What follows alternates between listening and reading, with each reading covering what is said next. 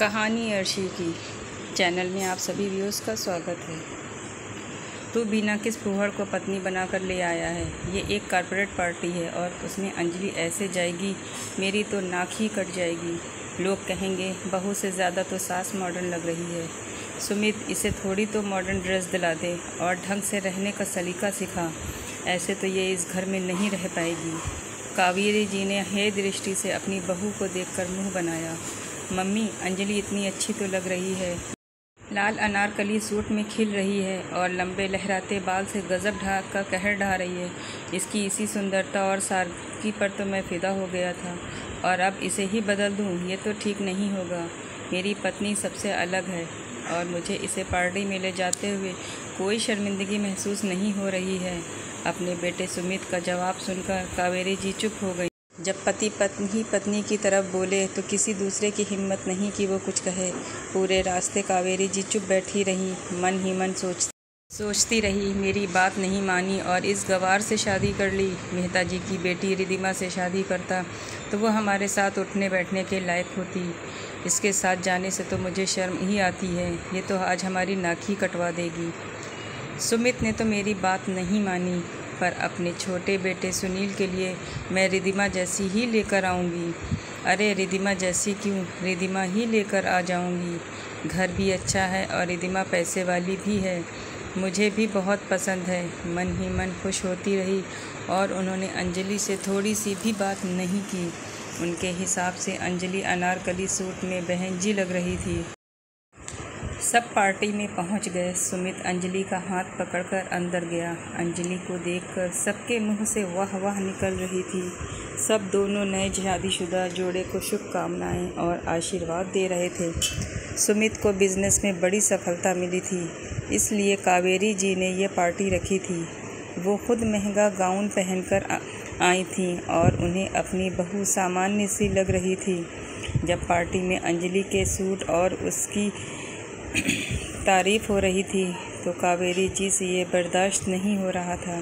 थोड़ी देर में मॉडर्न कपड़ों में रिदिमा भी अपने पापा के साथ आ गई। कावेरी जी ने उन्हें सहमति ली और सुनील के साथ रिदिमा की सगाई की घोषणा कर दी। पूरा हाल तौलिया से गड़गड़ाहट से गूंज उठा। घर आकर सुनील ने कहा, मम्मी, अचानक रिदिमा से मेरी सगाई क्यों करवा रही हैं? पहले हम एक दूसरे को जान तो लें। हमने सिर्फ बिज़नेस की ही बातें की हैं, कभी घर परिवार और रिश्तों की कोई बात नहीं की। ये सुनकर कावेरी जी ने सुनील को चुप करवा दिया। मैं नहीं चाहती कि तू भी सुमित के जैसी कोई गंवार लड़की घर में उठा लाए। मुझे मेरे बराबर स्टेटस वाली बहू चाहिए जो मेरे साथ किटी पार्टी और शहर में उठ बैठ सके। सुनील अपनी मम्मी की बात का विरोध नहीं कर पाता है और उसकी सगाई तय कर दी गई। कावेरी जी रिदिमा को बहू के रूप में देखने के लिए बहुत उत्साहित थीं। अगली सुबह नाश्ते की टेबल पर कावेरी जी चिल्लाकर बोली, ये क्या, तुझे थोड़ी भी अक्ल नहीं है? हम नाश्ते में ब्रेड बटर खाते हैं और तूने ये घी के पराठे और आलू की सब्ज़ी बना दी। सुमित तो इन्हें छुएगा भी नहीं, इतना घी हमें नुकसान करेगा। अंजलि चुप थी। तभी अंदर से सुमित आकर बोलता है, मम्मी, अंजलि को मैंने ही पराठे सेकने को बोला है। रोज़ ब्रेड बटर खाकर मैं ऊब सा गया हूँ। आपको ऑफिस जाने की जल्दी होती है तो आपको समय नहीं मिलता है, इसीलिए मैंने अंजलि को कहा कि ये मुझे खाना है तो उसने बना दी। वैसे आप ब्रेड बटर भी खा सकती हैं, फ्रिज में रखा हुआ है। कावेरी जी कुछ नहीं बोली। उन्हें भी पराठे खाकर अच्छा लगा था, पर वो हर बार अंजलि का अपमान कर रही थीं और उन्हें नीचा दिखाने के लिए उन्हें मज़ा आ रहा था। सुमित एक उच्च मध्यम वर्गीय परिवार का बेटा है और अपनी माँ कावेरी के साथ कपड़ों का बिजनेस करता है। सुमित के पापा के बाद कावेरी जी पर ही घर का सारा भार आ गया था। उन्होंने रसोई और घर छोड़कर सिर्फ अपने बिजनेस पर ध्यान दिया, क्योंकि दोनों बेटे छोटे थे, उन्हें पालना था, अपने पैरों पर खड़ा होना था। बिजनेस करते करते उनमें भी बहुत बदलाव आया। उनके रहने का ढंग और सोच भी बदल गई। सुमित और सुनील ने अपनी पढ़ाई पूरी की और घर के बिजनेस में ही लग गए। उनकी मेहनत का परिणाम था कि बिजनेस अच्छे से सेट हो गया था। अब कावेरी जी को सुमित की शादी की चिंता हुई। उन्होंने कई जगह लड़कियां देखीं, पर उन्हें कोई पसंद नहीं आई। रिद्धिमा के लिए वो सुमित का रिश्ता भेजने वाली थी कि एक सुबह उन्होंने देखा कि सुमित मंदिर से आ रहा है। उसके साथ में अंजलि भी गले में माला डाले हुए थी। मम्मी, मैंने अपने बचपन के प्यार से मंदिर में शादी कर ली है। आपको कहता तो आप कभी नहीं मानती। मैंने सोचा शादी करके आऊँगा तो आप मना नहीं कर पाएंगी। कावेरी जी को बहुत बुरा लगा। वो तो सोच कर बैठी थी कि रिद्धिमा और सुमित की शादी होगी तो उन्हें बिजनेस में फ़ायदा होगा। साथ में रिद्धिमा इकलौती बेटी भी है तो बहुत सारा दहेज लेकर आएगी और उसकी दौलत भी उन्हें ही मिल जाएगी। पर सुमित ने उनके सपनों पर पानी फेर दिया। अंजलि उनके पुराने पड़ोसी की बेटी है जो 4 बहनों में सबसे बड़ी है। उसके पापा स्कूल में सामान्य टीचर हैं जो किसी तरह बस अपने परिवार चला रहे थे। दोनों के रिश्ते को स्वीकारने के अलावा उनके पास और कोई रास्ता नहीं था। अंजलि सामान्य घरेलू लड़की थी जिसे घर के सभी काम आते थे और कावेरी जी चाहती थी उनकी बहू मॉडर्न तरीके से रहने वाली और पैसे वाली हो। बस अंजलि घर में तो आ गई, पर कावेरी जी उससे चिढ़कर ही रहती थी। कावेरी जी खुद बिजनेस में व्यस्त रहती थी तो घर और रसोई नौकरों के हिसाब भरोसे चल रहे थे, पर अब अंजलि ने आकर सब कुछ संभाल लिया था। सुमित और अंजलि भी बहुत अच्छी बनती थी। कावेरी जी ने अभी भी अंजलि को मन से बहू नहीं स्वीकारा था। कावेरी जी रिद्धिमा और सुनील की शादी की तैयारियों में बहुत ज़ोर शोर से कर रही थी। आखिर उनकी पसंद की बहू जो घर आ रही थी और साथ में दहेज भी मिलने वाला था। रिद्धिमा अपने साथ बहुत सा दहेज और महंगी वस्तुएं, कपड़े और गहने लाई थी। कावेरी जी ने शादी के बाद अपने ऑफिस में भी पार्टी दी, लेकिन वो रिद्धिमा को शॉर्ट ड्रेस देखकर हैरान रह गई। रिद्धिमा, तुम हनीमून पर नहीं जा रही हो? ऑफिस में कई बड़े लोग भी होंगे।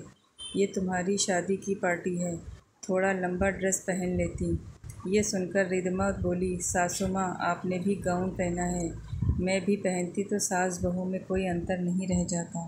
फिर मैं इस ड्रेस में कंफर्टेबल हूँ। आपको क्या परेशानी हो रही है? कावेरी जी ने चुप रहना ही बेहतर समझा। अगली सुबह रिद्धिमा 9 बजे तक भी नहीं उठी और सुनील के ऑफिस जाने का समय हो गया था। अंजलि ने सबके लिए नाश्ता बना दिया, पर रिद्धिमा उठकर नहीं आई। कावेरी जी ने उठाना चाहा तो वह गुस्से में बोली, सासू माँ, आपको मुझसे क्या काम है? मेरे पापा ने बहुत पैसा दिया है, एक नौकर रख लो, पर मुझे तंग मत करो। और उसने दरवाज़ा बंद कर लिया।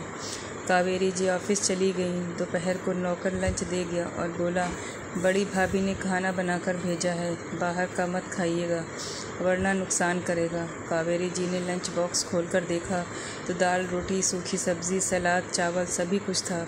घर का खाना और वो भी बहू के हाथ का खाना खाकर उनकी आत्मा तृप्त हो गई। अब उन्हें सुमित की पसंद पर नाज होने लगा, लेकिन उन्हें कभी सुमित और अंजलि को बताया नहीं कि वो अंजलि को पसंद करने लगी हैं। अंजलि घर में सबका ख्याल रखती थी। रिद्धिमा अपने कमरे से बाहर नहीं निकलती थी, फिर भी अंजलि अपने सुनील देवर का ध्यान रखती थी। एक दिन फ़ोन आया कि अंजलि के पापा बीमार हैं, तो वो तबीयत पूछने मायके चली गई। वहीं पीछे से कावेरी जी का कार एक्सीडेंट हो गया और वो बिस्तर पर आ गई। अगली सुबह नाश्ते का समय हुआ तो रिद्धिमा ने सबको ब्रेड बटर पकड़ा दिया। आज कावेरी जी को महसूस हुआ कि मैंने अंजलि की कदर नहीं की तो रिद्धिमा भी मेरी कदर नहीं करती है। 2 दिन से बाहर का खाना आ रहा है जिससे आदत लगभग छूट चुकी थी। अंजलि सबके लिए मन से खाना बनाती थी। दोपहर को दवाई लेनी थी। उन्होंने रिद्धिमा को आवाज़ लगाई तो रिद्धिमा ने नर्स से बोला, मैं टीवी देख रही हूँ, जाओ अंदर जाकर उस बुढ़िया को संभाल ले। ये सुनकर उन्हें बहुत बुरा लगा। रिद्धिमा उनके कमरे में आती ही नहीं थी और अगली सुबह वो सुनील को लेकर अपने मायके चली गई ताकि उसे सास की सेवा नहीं करनी पड़े। कावेरी जी के एक्सीडेंट की खबर सुनते ही अंजलि बेचैन हो गई और वापस ससुराल आ गई। सुमित ने कहा भी कि तुम अपने पापा को छोड़कर मेरी मम्मी की सेवा करने क्यों आ गई? सुमित, पापा पहले से ठीक है और वहाँ उनकी सेवा करने के लिए मेरी 3 बहनें हैं। मम्मी हैं, लेकिन इधर तो मम्मी जी अकेली हैं। आप दोनों तो ऑफिस चले जाओगे, फिर मम्मी जी को कौन संभालेगा? वो घर की बड़ी हैं, इस घर की मालकिन है, तो उन्हें नर्स के भरोसे तो नहीं छोड़ा जा सकता। और अब वो भी मेरी मम्मी हैं। कावेरी ने ये सब सुना तो उनका दिल भर आया। जिस बहू का इतना अपमान किया, दिन रात ताने दिए, हर वक्त कमी निकाली, आज वो ही बहू उनकी सेवा के लिए तत्पर है। नर्स से बढ़कर उसका ख्याल रख रही है। कावेरी जी को आत्मग्लानि महसूस हो रही थी। एक दिन मूसलाधार बारिश हो गई, शहर के सारे रास्ते जाम हो गए, सभी सेवाएं बाधित हो गईं, तो नर्स भी नहीं आई। अब कावेरी जी ने सारे काम अंजलि करने लगी। वो उन्हें प्यार से नहलाती, उनको कपड़े पहनाती और उनके बाल भी बनाती थी, उनको समय पर दवा भी देती थी। एक रात अंजलि उनके कमरे में आई, बोली, मम्मी जी, वो नर्स अभी कुछ दिन और नहीं आएगी, बारिश में उसका घर टूट गया है, तब तक मैं आपके कमरे में रहूँगी। लेकिन बहू, ऐसा करने से सुमित को बुरा लगेगा, तुम उसे छोड़कर मेरे कमरे में कैसे रह सकती हो? कावेरी जी ने कहा, मम्मी जी, मैं सुमित से लड़कर आपके कमरे में नहीं आ रही हूँ, ये हम दोनों ने आपसी सहमति से फ़ैसला लिया है। वो हंसते हुए बोली, मैं आपका ख्याल रखूँगी। नर्स का फ़ोन आया था, उसे अभी वक्त लगेगा, और नर्स नई भी जगह जगह पानी भरा हुआ है, उस वजह से नहीं आ पाएगी। फिर वो हिचकते हुए बोली, अंजलि, जो दैनिक काम मैं बिस्तर पर करती हूँ वो तो नर्स ही करवा पाएगी। अंजलि समझ गई और बोली, नहीं मम्मी जी, मैं कर लूँगी, मैंने आपको अपनी माँ माना है, तो बेटी होने के नाते मैं सब काम कर लूँगी, आप तो बस जल्दी से अच्छे हो जाइए। अंजलि ने मुस्कुराकर कहा।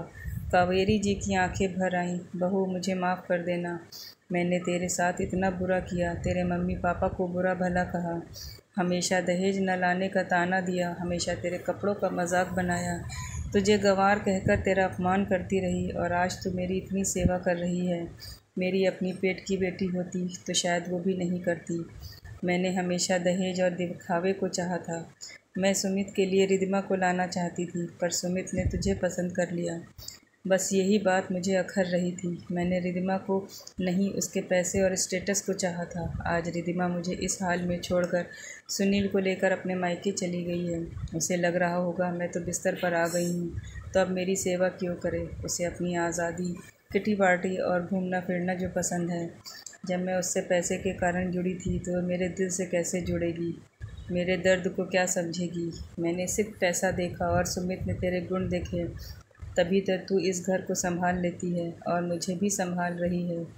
रिद्धिमा और तुझ में कितना फ़र्क है। वो मुझे इस हाल में छोड़कर मायके चली गई, और तू मेरा हाल सुन के मायके से दौड़ कर आ गई। मम्मी जी, आप ज़्यादा मत सोचिए, आपकी तबीयत ख़राब हो जाएगी, मैं सब संभाल लूँगी, आप दवाई खाकर आराम कीजिए, अंजलि ने कहा। अंजलि की कुछ महीनों की मेहनत और डॉक्टर की दवाई से कावेरी जी ठीक हो गई। वो पहले की भांति चलने फिरने लगी और ऑफिस जाने लगी। एक दिन सब घर पर बैठकर खाना खा रहे थे, तो सुनील और रिद्धिमा आ गए। मम्मी जी, आप ठीक हो गई? मुझे बहुत खुशी हुई, आप चिंता मत करें, सुनील और मैं कल से यहीं रहने आ जाएंगे। ये सुनते ही कावेरी जी बोली, बहू, यहाँ आने की ज़रूरत नहीं है, मेरे पास सुमित और अंजलि हैं, तुम दोनों अपने पापा के पास ही रहो, और अब इस सारा बिजनेस सुमित और मैं संभाल लेंगे। मेरे तो अपना बेटा मुझे दुख में छोड़कर चला गया, तो मैं तुझसे क्या कहूँ? और हाँ, अब इस घर में, इस बिज़नेस में तुम दोनों का कोई अधिकार नहीं है, कोई हिस्सा नहीं है, अब तुम दोनों यहाँ से जा सकते हो। सुनील और रिद्धिमा चले गए। कावेरी जी सुमित और अंजलि के साथ सुखपूर्वक रहने लगी। दोस्तों, पैसा ज़रूरी चीज़ है, पर पैसा हो और पास में कोई अपना ना हो तो वो भी बेकार लगता है। जब इंसान दुखी होता है, लाचार होता है, तो अपने ही काम आते हैं। आपकी क्या राय है इस कहानी के प्रति? हमें